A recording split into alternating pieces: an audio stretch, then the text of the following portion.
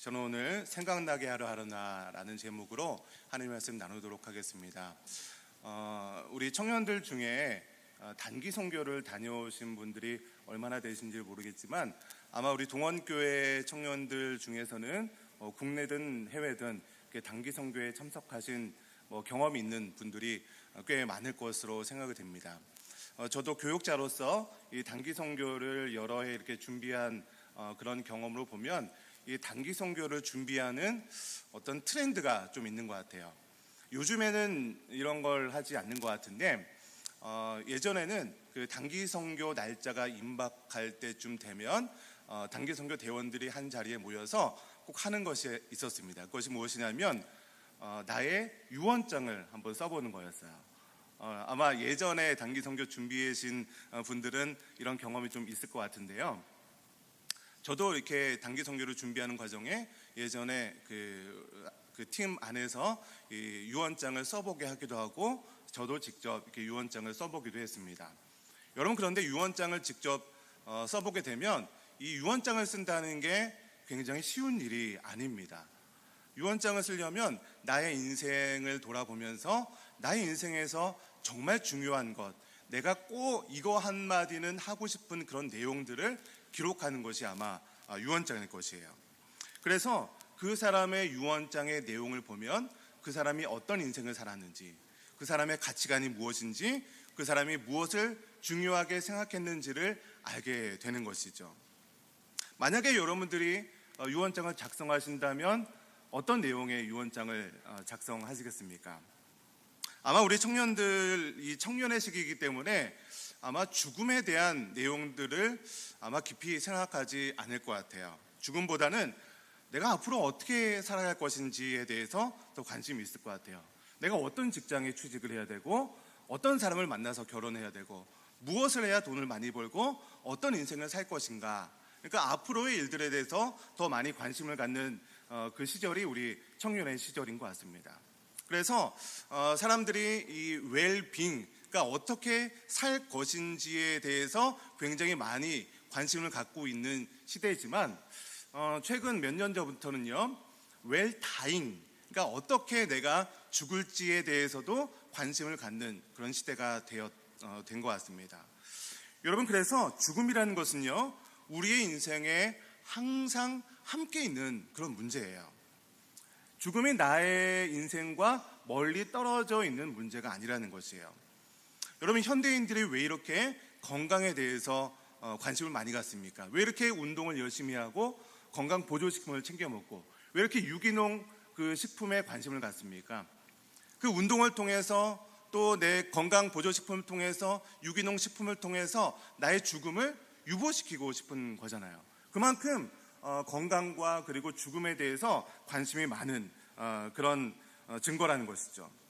여러분, 그럼에도 불구하고 이 죽음에 대한 문제는요, 우리 인생에 불현듯 찾아오는 그런 문제라는 것이에요. 나이와도 상관없고 내가 생각하는 어떤 시간과 상관없이 이 죽음이란 문제가 불청객처럼 찾아오게 된다는 것이죠. 그래서 우리는요, 이 청년의 시기임에도 불구하고 우리는 이 죽음에 대해서 내가 과연 어떻게 죽을지에 대해서 좀 관심을 가져야 되는 것이에요. 특별히 우리 크리스찬들은요, 내가 크리스찬으로서 이 땅에 내가 마지막 남길 말이 무엇인지, 내가 어떤 인생을 살아야 될 것인지에 대해서 깊이 관심을 가져야 한다는 것입니다. 여러분, 오늘 본문 말씀인 베드로 후서도요, 이 베드로의 죽음이 임박했을 때 기록한 성경입니다. 특별히 오늘 본문 말씀의 내용을 보면 베드로의 직접적인 죽음에 대해서 언급하는 그런 내용들이 있는 거예요. 여러분, 우리 지난 시간까지 나눴던 베드로후서 1장 1절부터 11절까지는요, 베드로후서 전체에 서론과 같은 그런 내용이에요. 인사말과 포함해서 전체적으로 이런 내용을 쓰겠다라는 그런 서론의 그런 내용이었다면, 오늘 12절부터 3절 중반까지는요, 이 베드로가 꼭 하고 싶은 그런 본론적인 내용을 기록하고 있는 그런 본문이 바로 오늘의 본문입니다. 자, 그렇다면 오늘 본문의 말씀을 통해서 베드로가 어떤 말을 하고 있는지 본문 12절 말씀을 한번 다시 읽겠습니다. 12절입니다. 시작. 그러므로 너희가 이것을 알고 내가 항상 너희에게 생각나게, 너희가 이것을 알고 이미 진리에 서 있다라고 이야기하고 있어요. 여러분, 언어를 잘 하려면 이 지시대명사가 무엇을 의미하는지 잘 파악을 해야겠죠. 여기 보면 지시대명사가 하나 나와요. 뭐죠? 이것을, 그러니까 너희가 이것을 알고 있대요. 너희가 이것을 알고 이미 진리에 서 있다고 하는데, 이것을이 무엇일까요? 이것을이 무엇일까? 여러분, 넓은 의미로 얘기한다면 성경 말씀, 하나님의 말씀이라고 생각할 수 있습니다. 그러나 좀 좁은 의미로 이 베드로후서 본문 말씀에 좀 국한해서 말씀드린다면, 우리가 지난 시간까지 나눴던 그 말씀들이에요. 특별히 5절에서 8절에 우리 지난 시간에 어떤 내용을 나눴죠? 신의 성품에 참여한 자들의 그런 덕목들에 대해서 나눴죠. 처음이 뭐였죠? 믿음이 있어야 되죠. 믿음 있는 사람들의 행동들이 어떤 행동이 나와요? 덕이 있어야 되겠죠. 덕 있는 사람들이 그냥 막 덕을 행하니까 지식이 있어야겠죠. 지식 있는 사람들은요, 내가 하는 행동에 뭐를 하죠? 절제를 하게 됩니다. 절제를 하게 되면 그냥 절제가 계속 이어지는 것을 인내라고 하죠. 인내를 하면서 무엇이 나오죠? 경건을 하게 되죠. 경건에 형제의 우애를, 그리고 마지막에 모든 것을 덮는 것이 바로 사랑입니다. 여러분, 그래서 이 본문에 나오고 있는 그 말씀의 이것을은 앞에 있는 그런 내용들, 그러니까 베드로의 가르침들, 이런 것들을 이야기하고 있다는 것이에요. 그래서 여러분, 베드로가 했던 말씀들은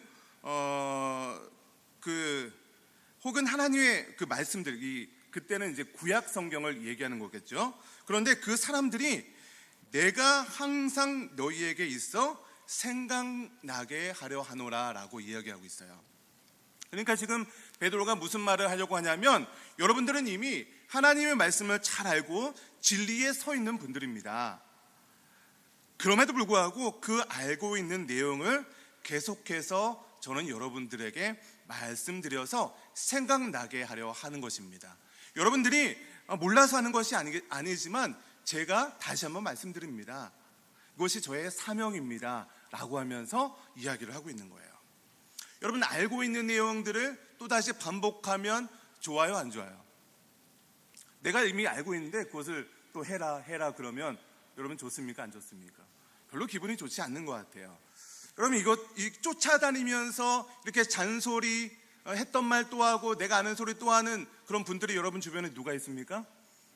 네? 여러분 주변에 잔소리하는 분이 누가 있어요? 있어요, 없어요? 있죠? 누구예요? 그냥 얘기하세요. 엄마라고. 엄마가 잔소리를 굉장히 많이 하는 것 같아요. 일찍 일어나라, 또 일찍 집에 들어와라, 결혼은 언제 할 거냐, 취업은 언제 할 거냐, 공부 좀 해라. 공부 좀 해라는 좀 학창시절에 많이 들었던 내용인 것 같고요. 또 뭐가 있을까요? 잔소리? 살 좀 빼라, 뭐 이런 거. 네. 여러분, 엄마들이요, 계속해서 잔소리를 하는데 그 잔소리를 언제까지 할 것 같으세요? 결혼해서 출가하면 잔소리가 없어질까요? 안 그래요. 여러분, 90 먹은 할머니가요, 70 먹은 할아버지한테 잔소리를 하는 걸 들었어요. 자조심하거라 막 그러면서. 여러분, 엄마의 입장에서는요, 아무리 나이가 많이 먹어도 아들이에요. 자녀예요. 그래서 그 자녀가 잘 되기 원하는 마음에서 계속해서 잔소리를 하는 거죠. 여러분, 잔소리는요, 사랑이 있는 사람이 그 사랑을 전해주는 그 표현이 바로 잔소리인 것 같아요. 어떻게 해서라도 잔소리를 계속해서 해서라도 그 사람이 좀 잘 됐으면 하는 마음, 그 사람이 좀 변화되어서 지금보다는 조금 더 나은 사람이 되고 싶은 그 사랑의 마음이 이 잔소리인 것 같습니다. 이 베드로는요, 오늘 본문 말씀을 통해서 여러분이 이미 알고 있습니다. 그럼에도 불구하고 여러분들이 또 생각나게 하기 위해서 내가 그렇게 얘기하고 있습니다, 이렇게 얘기하고 있는 것이에요. 여러분, 그런데 13절에도 또 그 이야기를 합니다. 우리 13절도 읽어볼까요? 시작. 내가 이 장막에 있을 동안에, 여기 보면 또 너희를 일깨워 또 뭐 한다고 해요? 생각나게 함이 옳은 줄 내가 알고 있다.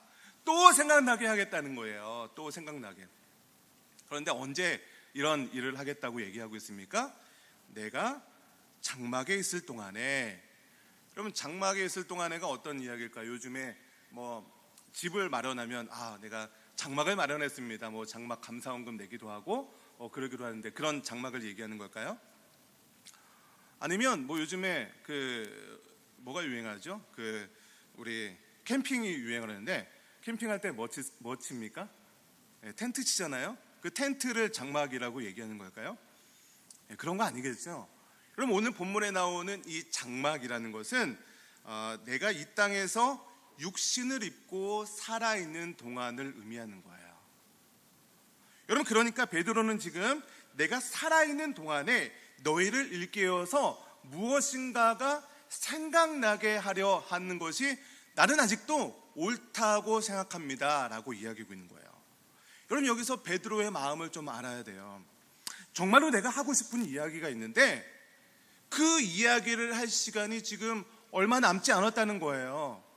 내가 지금 간절한 마음으로 전하고 있는 거니까 여러분, 내 말을 꼭 좀 들어주세요. 이런 마음으로 지금 베드로가 이 이야기를 하고 있는 거예요. 14절에도요 베드로의 죽음에 대해서 계속 이야기합니다. 14절 읽습니다. 시작. 이는 우리 주 예수 그리스도께서 내게 지시한 것 같이 나도 나의 장막을 벗어날 날이 것이 임박한 줄을 알미라. 지금 베드로는요 자신이 죽을 날이 임박했다는 것을 이미 알고 있는 거예요. 그런데 그 죽음을 예수 그리스도께서 지시하셔서 내가 알고 있다는 거예요. 그러니까 예수님께서 나의 죽음을, 어떤 죽음이 있을지 나에게 이미 알려주어서 내가 그 죽음이 임박했음을 내가 이미 알고 있다라고 이야기하고 있어요. 아마 지금의 상황은 베드로가 어떤 복음을 전하다가 감옥에 갇혀 있는 상황처럼 보입니다. 그래서 도무지 내가 석방될 기미가 보이지 않는 거죠. 그런 상황에서 예수님께서 어느 날 나에게 너는 이런 죽음을 맞이하게 될 것이다 라는 것이 생각난 것 같아요. 그날이 어떤 날이었을까? 여러분, 요한복음 21장에 그 날이 어떤 날인지 기록을 하고 있어요. 우리 요한복음 21장 18절부터 19절 말씀을 한번 같이 읽어보도록 하겠습니다. 시작. 내가 진실로 진실로 내게 이르노니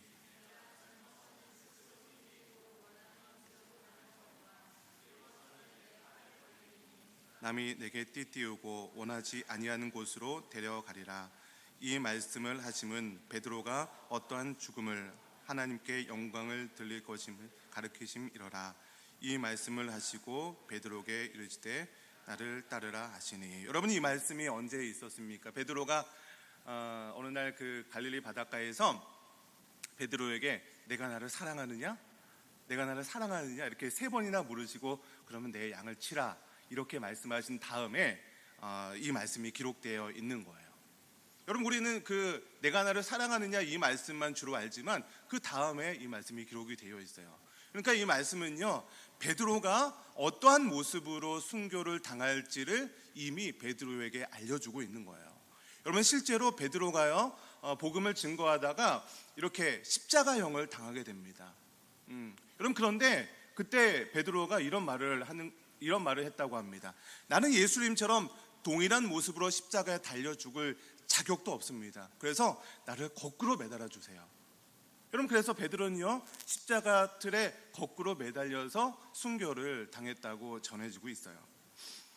여러분, 이렇게 베드로는요 자신의 죽음을 직감하면서 계속 강조하고 있는 것이 무엇이었습니까? 무언가를 생각나게 하려 하노라 라고 이야기를 하고 있어요.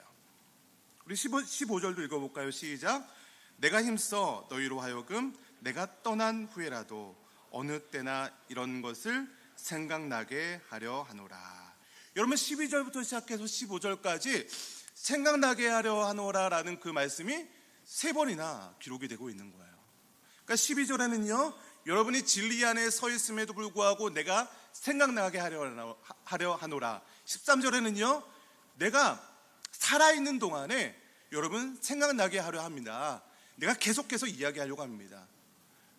15절에는요 내가 세상을 떠난 후에라도 생각나게 해주고 싶은 그런 이야기가 있습니다라고 오늘 본문에 이야기하고 있는 거예요. 여러분, 그러니까 베드로가 이제 앞으로 내가 정말 중요한 이야기를 할 거니까 그 베드로의 나의 마음을 좀 알아주셨으면 좋겠습니다. 내가 이제부터 정말로 중요한 이야기를 하려고 합니다. 이렇게 앞에 복선을 깔아 놓으면서 이야기하고 있는 거예요. 그러니까 지금 이 베드로의 이야기는요, 유언과도 같은 이야기예요. 베드로의 유언이죠. 서두에도 이야기했지만 유언은요, 그냥 기록하는 것이 아니에요. 인생에 대해서 고민하면서 정말로 중요한 이야기, 강조하고 싶은 이야기를 이 유언에 하고 있는 것이죠. 여러분, 그렇다면 베드로가 그렇게 강조하면서 이야기하고 싶은 그 내용, 생각나게 하려는 그 내용이 무엇일까? 우리 16절을 읽어볼까요? 시작.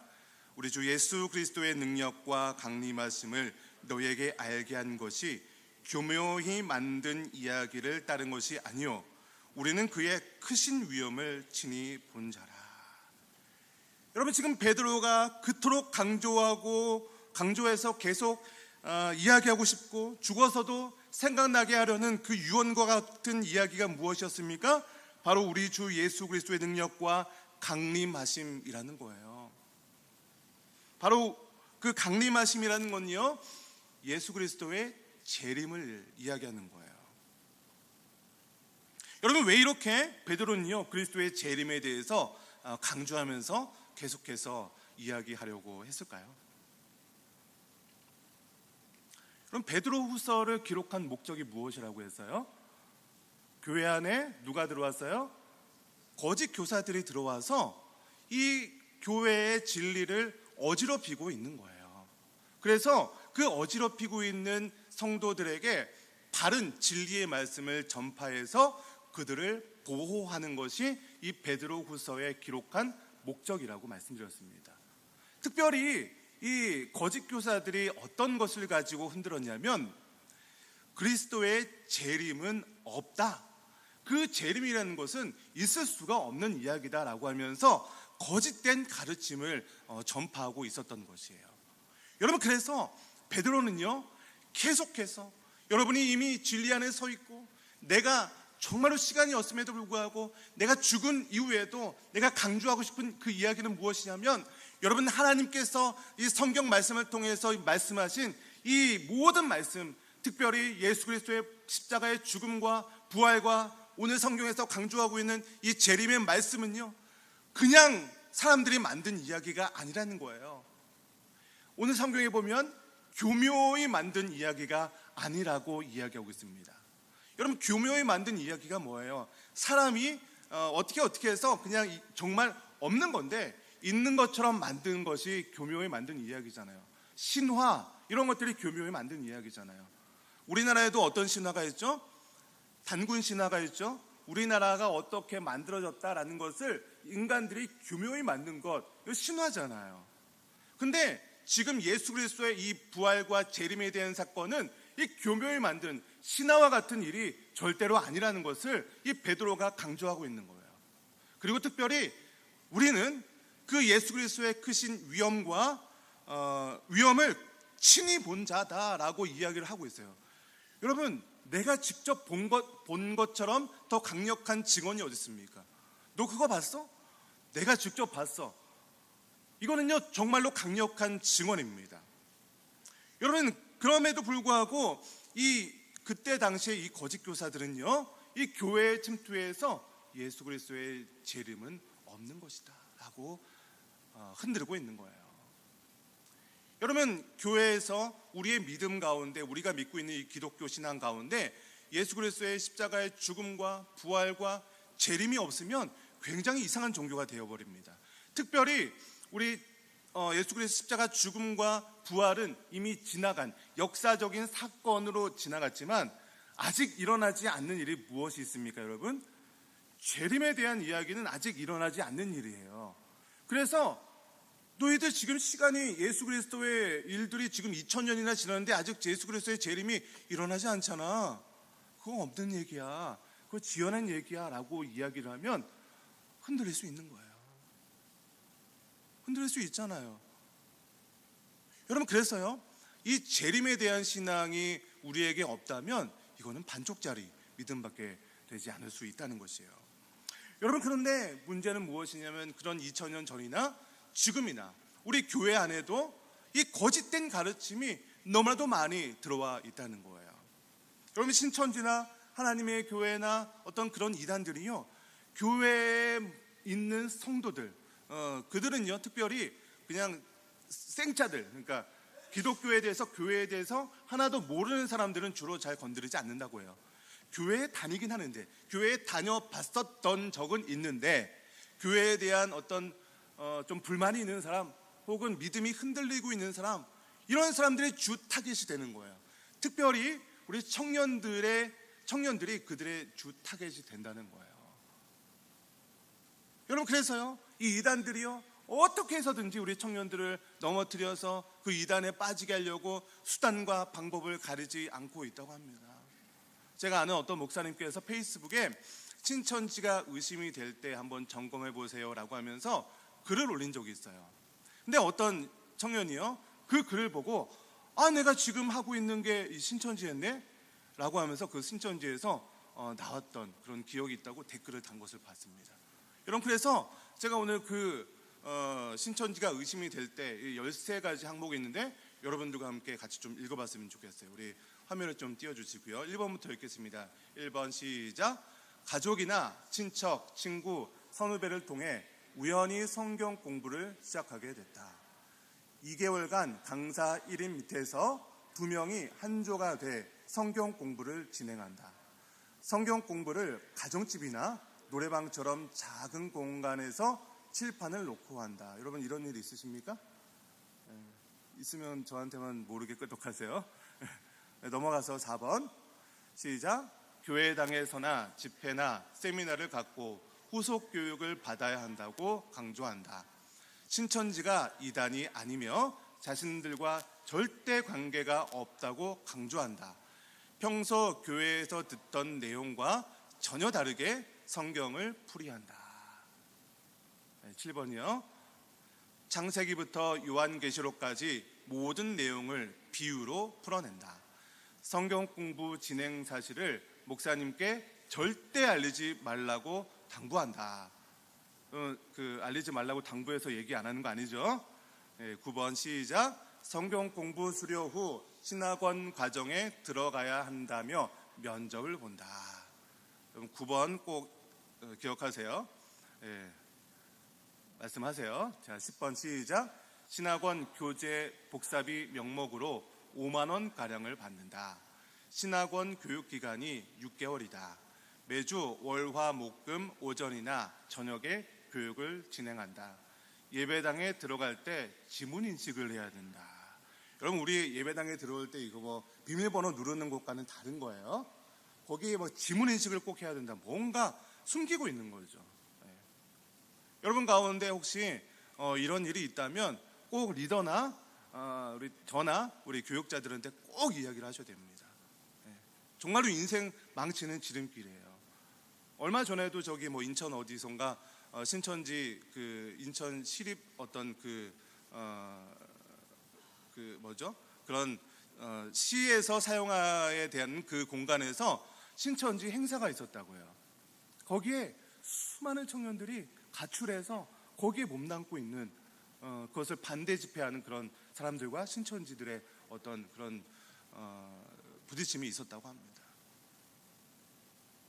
여러분, 이거 말고도요, 지하철에서 어떤 색채 심리 검사를 해주겠다, 미술 치료를 해주겠다, 이런 명목으로 설문조사를 하기도 하고요. 단기 알바를 모집하는 거예요. 시급 10,000원, 20,000원. 그러면서 그 알바로 뭐를 하게 하냐면 신천지 강의를 듣게 하는 거예요. 그리고 강의 요약을 해주세요. 이렇게 알바를 하는 거예요. 고수익 알바죠. 시간당 20,000원 그러면 괜찮잖아요. 그냥 수업 듣고 강의 요약만 주는 거. 이렇게 유혹을 하는 거예요. 혹은 해외 봉사단을 사칭해서 포교 활동을 하기도 하고, 별하별 수단과 방법을 가리지 않습니다. 태블릿 PC를 가져다면서 동영상을 보면서 설문조사를 하기도 하고. 그러니까 그들의 목적은 무엇이냐면 연락처를 어떻게 따서라도, 설문조사를 하면 연락처 쓰잖아요. 연락처를 따서 그들에게 지속적으로 연락해서 잘해주고 섬기고, 그러니까 뭔가 막 잘해주고 섬기는 것 좀 이상한 거잖아요. 뭔가 꿍꿍이가 있는 거잖아요, 요즘 세상에. 그렇게 해서 그들의 마음을 사서 신천지나 이단에 빠지게 한다는 거예요. 여러분, 그래서요, 절대로 교회 밖에서 성경 공부 모임을 하면 절대로 안 되는 거예요. 혹시 그런 모임을 하고 있다면 저한테 좀 얘기를 해주세요. 뭐 정말로 어떤 동아리나 좋은 모임으로 하고 있는 성경 공부도 있지만, 그렇지 않고 한 90% 이상은요, 외부 성경 공부 모임은 이단일 확률이 굉장히 높습니다. 그럼 다시 본문으로 좀 돌아와서, 그럼 지금 베드로가 지속적으로 생각나게 하려 했던 그 내용이 무엇이었습니까? 바로 예수 그리스도의 뭐라고요? 재림이었어요. 여러분, 그것을 조금 더 크게 보면, 큰 의미로 본다면 성경에 기록된 하나님의 말씀이 진리라는 것을 강조하고 있는 거예요. 특히 당시에는요, 당시에는 그 성경이 무엇만 있었어요? 구약 성경만 있었겠죠. 아직 신약이 기록되기 전이었으니까. 그래서 그 구약에 기록된 모든 예언의 말씀들이 진리라는 거예요. 그 예언의 말씀들이 주로 무엇에 초점이 맞춰 있습니까? 예수 그리스도의 십자가의 죽음과 부활과 재림의 이 모든 예언자들의 예언들이요, 그 예수님께 초점이 맞춰 있다는 거예요. 그래서 특별히 오늘 베드로후서가 기록될 당시에 거짓 가르침이 이 재림에 대한 것이었기 때문에, 예수님의 재림에 대해서 이 베드로는요, 지속적으로 강조하고 있는 것입니다. 여러분, 16절을 계속 보세요. 우리 읽겠습니다. 시작. 우리 주 예수 그리스도의 능력과 광림하심을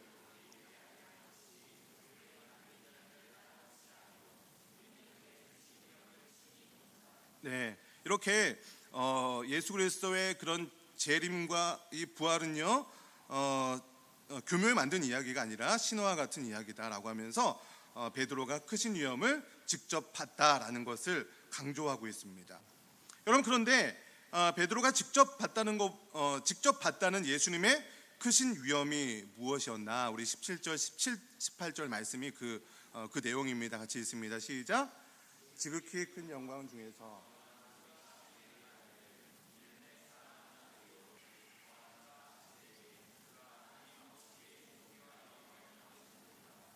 이 소리는 우리가 그와 함께 기록한 산에 있을 때 하늘로부터 난 것을 들은 것이라. 여러분, 이 말씀은요, 유명한 그 예수 그리스도의 변화산 사건을 이 베드로가 기록을 한 거죠. 여러분, 예수님의 수제자가 3명 있어요. 베드로, 야고보, 요한, 이 3명이 예수님의 수제자예요. 뭐 수제자가 이 3명이다라고 기록하고 있지는 않지만, 특별히 어떤 중요한 장면들이 있을 때 예수님께서 이 3명과 동행하셨던 것을 보게 됩니다. 이 변화산 사건도요, 이 수제자 3명과 함께 어떤 산에 올라갔을 때였어요. 갑자기 그 예수님의 용모가 하얗게 변하는 것을 보게 된 거예요. 그리고 모세와 엘리야가 나타나서 예수님과 이야기하는 걸 본 거예요. 그래서 모세가 어떤 얘기를 합니까? 예수님, 내가 예수님께서 허락하시면 이 초막셋을 짓고 내가 예수님과 모세와 엘리야를 두고 여기서 함께 지내고 싶습니다. 이 모습이 너무 좋으니까 내가 여기서 지내고 싶습니다 라고 이야기를 한 거예요. 그 이야기가 있은 다음에 구름이 깜깜하게 임하면서 나왔던 소리가 바로 오늘 본문 17절의 말씀이에요. 이는 내 사랑하는 아들이다. 그럼 베드로의 인생에서 이 장면을 도저히 잊을 수가 없었던 것이에요. 이 장면을 보고 베드로의 인생이 정말로 변화되는 그런 놀라운 역사심이 바로 이 사건이었던 거예요. 그래서 오늘 본문 말씀을 통해서 기록을 하고 있는 것입니다. 여러분, 그렇게 이 변화산 사건이 있은 다음에 오늘 19절 말씀이 좀 기록이 되고 있는데, 이 19절 말씀은요, 조금 이렇게 해석하기가 어려운 구절이기도 합니다. 우리 19절 말씀을 일단 좀 읽어보겠습니다. 시작. 또 우리에게는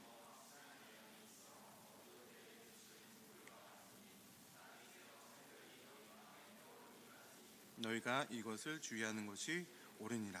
여기 보니까 우리에게는 더 확실한 예언이 있다라고 이야기를 하고 있어요. 그러니까 더 확실한 예언이 있다고 하는 것이 이 비교급이잖아요. 예언이 있고 그것보다 더 확실한 예언이 있다라고 기록을 하고 있습니다. 그러면 예언은 뭐고 더 확실한 예언은 무엇일까? 제가 이것을 해결하려고 여러 권의 주석서들을 참고하고, 그리고 다른 목사님들은 이 말씀을 어떻게 해석을 하나 이렇게 설교들도 들어보고 했습니다. 여러분, 그런데 주석서와 그리고 여러 목사님들의 설교의 내용에 좀 해석들이 좀 이렇게 조금씩 다 다른 거예요. 그래서 어떻게 하면 여러분들에게 이 말씀, 예언은 뭐고 그럼 더 확실한 예언은 무엇일까? 이것을 좀 어떻게 하면 조금 더 여러분에게 쉽게 설명할 수 있을까라고 고민을 하다가 제가 다른 번역 성경을 한번 참고하게 됐어요. 그랬더니 그래도 이 성경 번역을 보면 좀 쉽게 해석할 수 있겠다라고 한 번역 성경이 있습니다. 우리 쉬운 성경 번역인데요. 우리 화면을 좀 띄워주시면 쉬운 성경 번역입니다. 19절 말씀 좀 화면을 보시면서 이거는 좀 읽어볼게요. 시작. 이렇게 해서 우리는 예언자들이 전한 말씀을 보다 확실히 믿게 되었습니다. 여러분도 그 말씀을 가까이 하고 따르는 것이 유익할 것입니다. 그들이 전해준 말씀은 어두움을 환히 밝혀주는 빛과 같은 것입니다. 그 빛은 여러분의 마음 가운데 동이 트고 아침 샛별이 환히 떠오를 때까지 여러분의 마음을 밝혀줄 것입니다. 이 화면을 좀 계속 비춰주시고요. 우리가 읽는 성경에서는요, 또 우리에게는 더 확실한 예언이 있어 라고 기록을 했지만 이게 좀 해석하기 어려웠는데, 이렇게 해서 우리는 예언자들이 전한 말씀을 보다 확실하게 믿게 되었대요. 그러니까 예언자들이 전한 말씀이 무엇이에요? 어떤 말씀이죠? 그러니까 어떤 성경이죠? 구약 성경.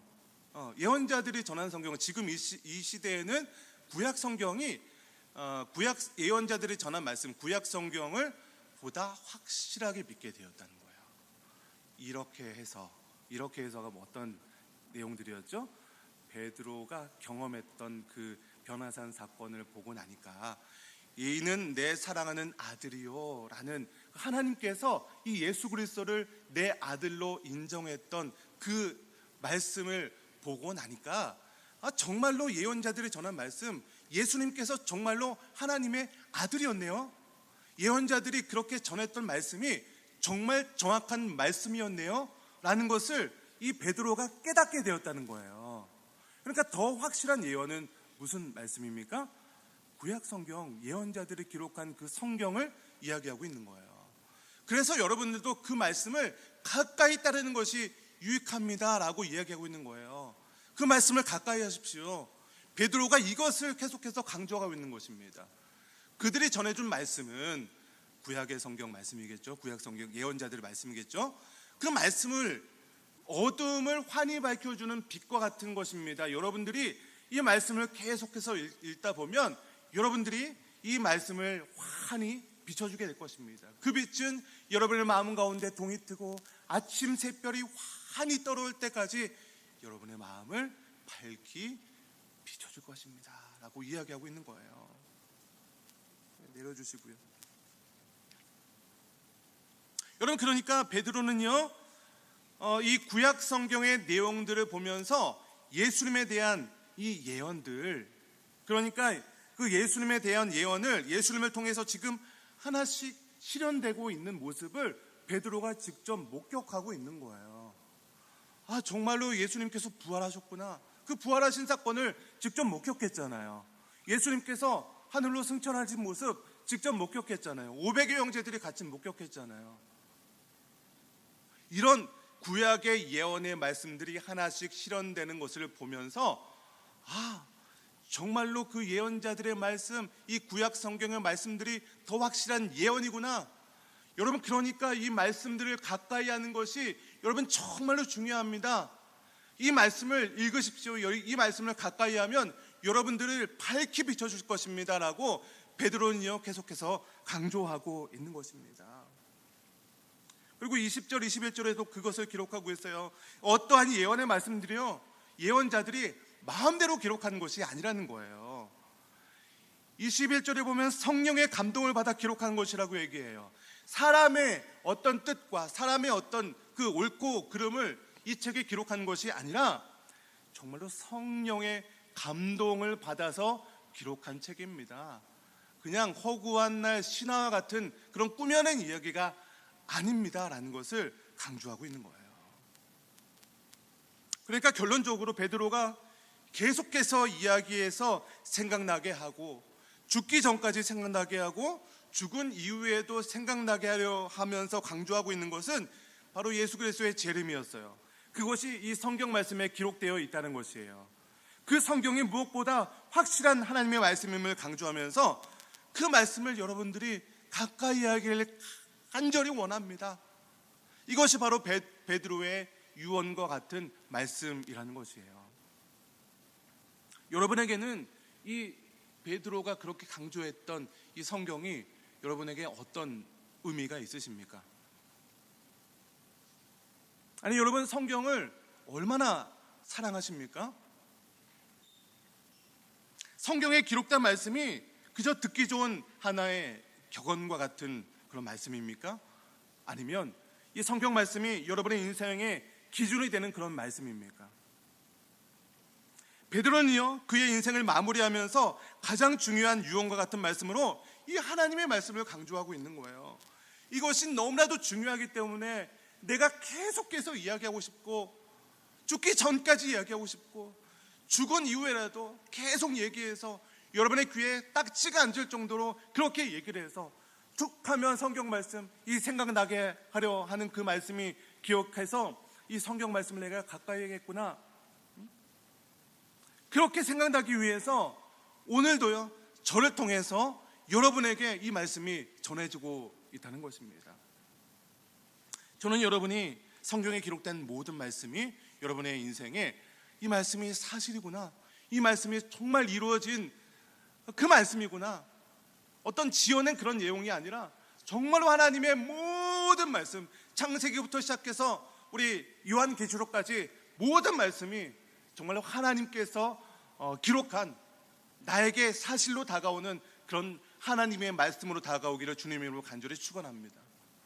정말 여러분의 인생 가운데 성경 말씀이 여러분의 인생의 기준이 되기를 주님의 이름으로 축원합니다. 제 딸 예린이가 유치부에 있어요. 저기 우리 사무실에서 이렇게 계속 청년 예배에도 같이 참석하고 있는데, 유치부에서 매달 한 번씩 그 암송하는 성경 구절이 있어요. 그 암송하는 구절을 예린이가 참 잘해요. 그래서 집에서도요, 큰 소리로 막 암송을 합니다. 얼마나 귀여운지 몰라요. 제 딸이니까 귀엽겠지만, 그 암송했던 구절 중에 아직도 이렇게 귀에 생생하게 기억되는 그 말씀이 있어요. 유치부 버전으로 하면, 주의 말씀은 내 발의 등이요 내 길의 빛이니라. 시편 119편 105절 말씀. 아멘. 여러분 화면을 보시면서 한번 여러분들도 좀 유치부 버전으로 한번 읽어보겠습니다. 시작. 주의 말씀은 내 발의 등이요 내 길의 빛이니라. 시편 119편 105절 말씀. 아멘. 우리 찬양팀 좀 나와주시고요. 여러분, 주의 말씀이 정말로 여러분의 발에 등이 되기 원합니다. 내 발의 등이 어떤 의미예요? 내가 걸어가는 그 발걸음마다 하나님의 말씀이 등불이 되어 주시겠다는 거예요. 여러분, 우리 청년의 인생 가운데 어디로 걸어가야 될지, 이 길이 맞는지 저 길이 맞는지, 그럼 우리는 잘 모르잖아요. 어느 길이 맞는 거예요? 갔다가도 후회하고 이 길이 아닌가 싶어서 또 다시 돌아오고, 이것을 반복하고 있지 않습니까? 여러분, 하나님의 말씀이 여러분의 발에 등이 되기를 축원합니다. 여러분, 하나님의 말씀이 영원의 길에 빛으로 다가가기 원합니다. 세상은 어두움 가운데 있잖아요. 어떻게 해서든지 우리를 유혹해서, 달콤한 말로 유혹해서 우리를 속이고 우리를 넘어뜨리려 하잖아요. 회사에 취업해도 어떻습니까? 처음에는 잘해주는 것처럼 보이지만 나중에 가면 다 힘들어요. 여러분의 인생 가운데 정말로 하나님의 말씀, 주의 말씀이 내 발의 등이고 여러분의 발에 빛이 되기를 축원합니다. 베드로가 그 얘기를 하고 있습니다. 계속해서 생각나게 하려 하노라. 여러분, 오늘 이 말씀을 가지고 찬양했으면 좋겠어요. 우리 주님 말씀하시면 내가 나아가고, 주님 뜻이 아니면 내가 멈춰서겠다는 이 찬양 가사를 생각하시면서 한번